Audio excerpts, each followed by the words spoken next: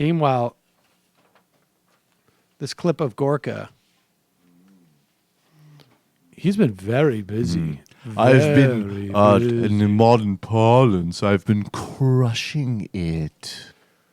I'm really on a roll. Here is... That's what Dad said when we forced the cosmopolitans out of their homes. You know, I interviewed a guy named Reed Richardson from Talking Points Memo. It's written a piece. It's behind a paywall. But he wrote a really extensive piece on the enormous amount of money in the Islamophobia sphere. And I think I sort of probably, if you had asked me, I would say, oh yeah, I'm sure there's a lot of money there, but there is an enormous amount of money. Like, all of these people are getting paid hundreds upon hundreds of thousands of dollars annually to promote this stuff. And it really made me wonder just how much money they're not just getting on the alt-right for this. And I'm not going to say any names because I don't know anything for a fact. But it occurs to me that if the Frank Gaffneys, if the Milo Yiannopoulos, if the Gavin McGinnises are getting money because of their Islamophobia work, and the Seb Gorkas, then probably also are the not necessarily alt-rights, but the ones who are carrying water for those arguments. You know who they are. But here is Seb Gorka justifying, and the number of hate attacks has increased in this country significantly over the past 7 years, maybe really 8 or 9 years, when Bush, who initially was discouraging Muslim hate attacks in this country, introduced the idea of Islamofascists, and then they had to get rid of that term.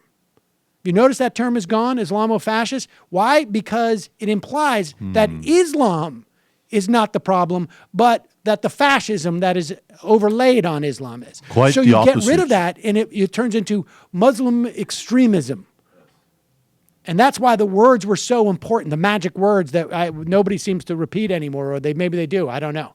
They're not, apparently they've lost their magic power. But here's Seb Gorka, and this is so despicable. It really is stunning. The reality is that in Minnesota, a bomb exploded at a mosque.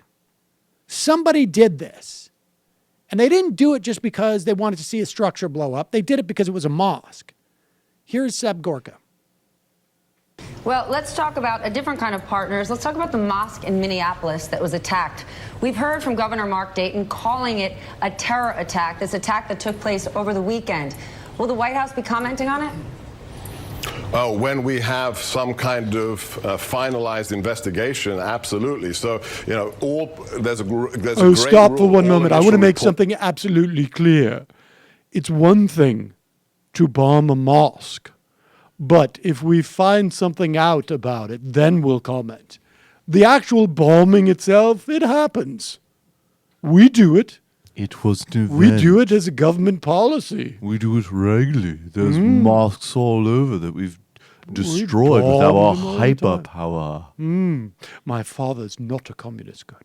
So, you know, there's a great rule. All initial reports are false. You have to check them. You have to find out who the perpetrators are. We've had a series of crimes committed, alleged hate crimes by right-wing individuals in the last 6 months that turned out to actually have been propagated by the left. So let's wait and see. What? Let's allow the local I know what authorities this- you know to what this provide is? their No, but wait a assessment, second. and then the White House Yes. will make its comments. First off, what he's talking about is that in some of the attacks on synagogues and the threats came from A former reporter from The Intercept who has had a complete emotional mental breakdown and was doing it to frame an ex-girlfriend.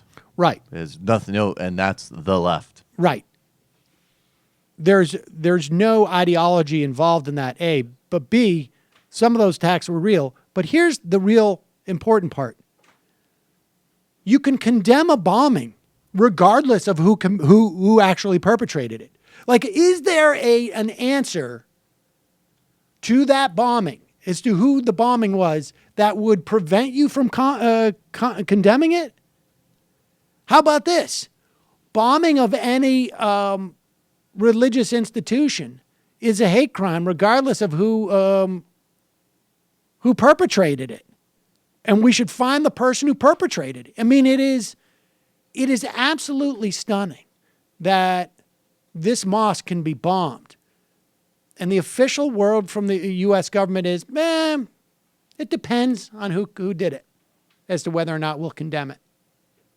It's grotesque, and it is a perfectly conscious act on their part.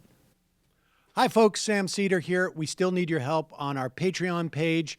YouTube ads have come back, but not nearly as much as we had before. So if you can help us out, any little bit helps. Head over to our Patreon page right at this URL, and you'll help us keep helping you by making videos